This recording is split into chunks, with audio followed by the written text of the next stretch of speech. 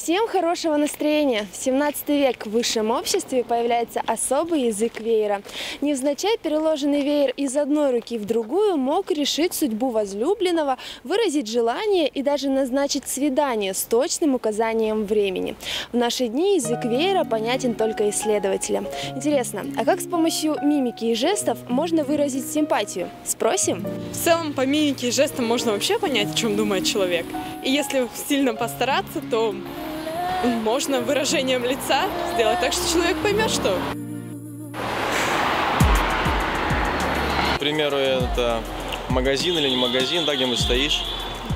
Ну, смотрю, например, на вас, да.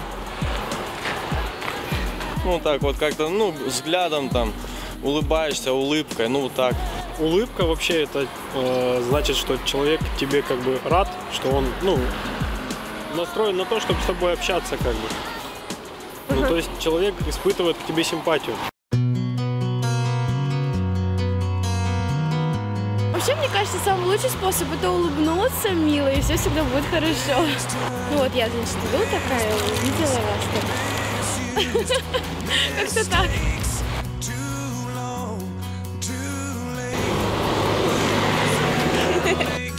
Таким способом можно заигрывать с парнем, который тебе нравится.